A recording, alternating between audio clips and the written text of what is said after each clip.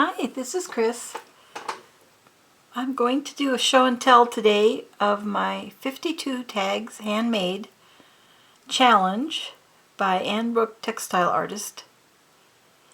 And these will be the tags for August. So for number 31, the prompt was gold. And she suggested that we find a bunch of gold things.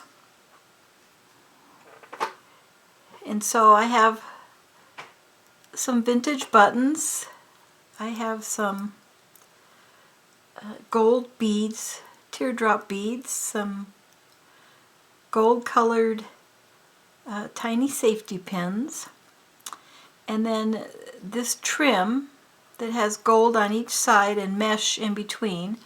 I sewed that on and I trapped inside it some sequins from my grandmother's lace box. There was a little box of all kinds of old sequins in that box. And here's some gold braided trim. And it's done on a piece of the shabby quilt that I've been using in several of these tags. So that was 31.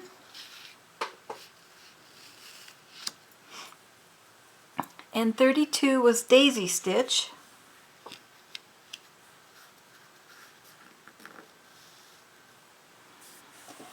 And again, I used a piece of the shabby quilt. This particular block had some black fabric on it, and I put some daisy-like flowers with French knots, a lot of daisy stitch, a little bit of fly stitch, and then I sewed on some of these little rhinestones and silver beads, again from my grandmother's lace box, and made a little night scene.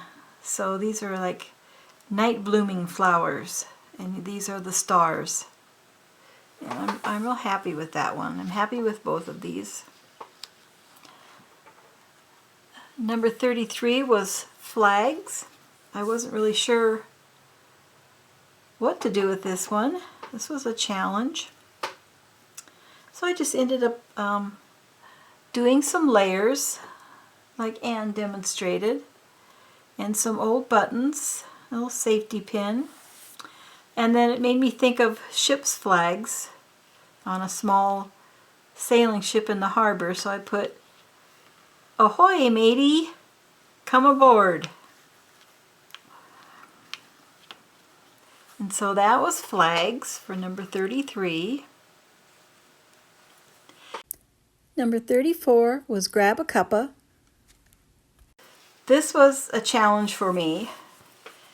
At first, I couldn't find any fabrics that inspired me for this, and then a couple days later I got a package in the mail of quilting scraps that I had ordered on Etsy, and the colors in that and the fabric in that inspired me to do this one. But before I did that, I did this one. So this is actually, instead of a cup of hot tea, a glass of cold ice water with ice cubes in it. So it was a hot day, and these were fabrics that I had, and I used this sheer fabric for the glass. So that was my extra credit for that one. So for this one, I gave it some dimension with some quilt batting underneath, and in here I stuffed it with raw cotton. My brother brought me a bag of cotton bolls from Tennessee, and this is what he brought me. I told him, he mentioned when he was visiting his son in Tennessee that there was a lot of cotton growing along the roadways. The cotton fields were along the roadways, and so I said, "Oh, I wish I could have some of that, because it doesn't grow here, at least not commercially." And so he brought me this bag of just cotton that he picked up from the side of the road, or picked off the plants from the side of the road. You can see here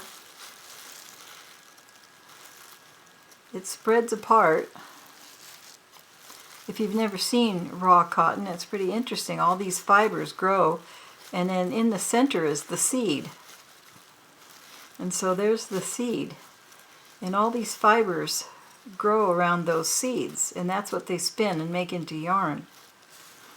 So those are actually the messier ones. I pulled out some of the nicer ones here, but all of them were overripe. Usually when cotton bolls are picked for decor, they're a little bit tighter than this, but these are all pretty much, their seed pods have exploded. And so you see each one of these, I can feel 1, 2, 3, 4, 5, 6, 7 seeds in there I can feel.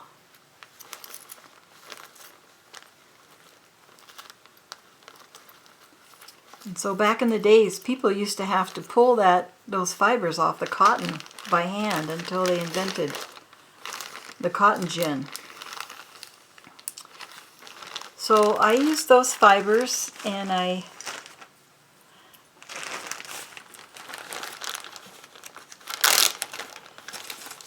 so what I did was I did like when you do in weaving and you comb wool, you can comb cotton too. And you would have carding sticks. That's what it's called, is combing or carding. And what it does is it gets the fibers all going in the same direction so it can be spun. I did take fiber arts in college. I learned all those little tidbits. So I used it for the steam also, and I just used a little bit of glue to fasten that down.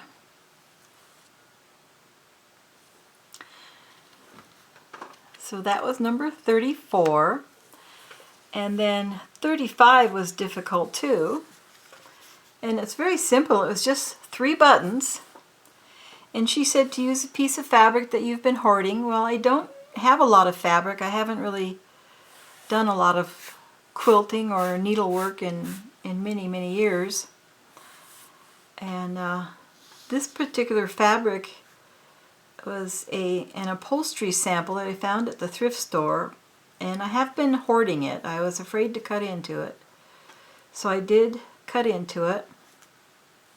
And then some lace from Grandma's lace box, and these buttons from my mother's button box, and I picked them out for the colors. I thought they went really pretty with this. The first piece of fabric I chose that I was hoarding was a Pendleton skirt that I found at a thrift store. A beautiful wool skirt made out of this Pendleton tweed, and I've had it for years. It would never fit me. It's a pretty small size, and it has moth holes in it, but I've always been afraid to cut into it and use it for anything. So I decided to cut into it and put these shell buttons on here. This one's plastic, but it has a piece of cloth still attached to it. And these two are shell. This one's a lot older shell button. And a piece of men's shirting that actually came in my fabric bundle. And then because it looked very masculine and almost like a tailor, I put on this tape measure. So that's my extra credit for the 3 button challenge. So these are my 5 for the month of August. So if you saw my video in July, I was talking about making something to store this whole batch of tags when they're finished at the end of the year.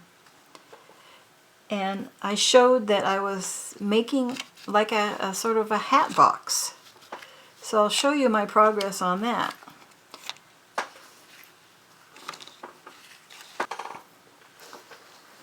So this is the top of the hat box. This is again that shabby quilt, and I really like this square on the quilt with this blue fabric, I like blue and yellow together. But all the light colored fabrics were threadbare. You can see the batting between it. You can see where it's threadbare. So I covered those, and then I covered the lighter fabrics all the way around the edge in the style that I'm learning from Anne Brooke Textile Artist. And this will have a side on it. So also cut from the quilt this side, and this will go around the quilt like this. And I've started working on this with some vintage fabrics and laces, and also some newer fabrics from different sources.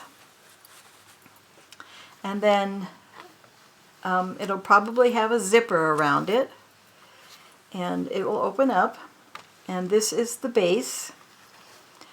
This is a piece of embroidered, vintage embroidered dresser cloth or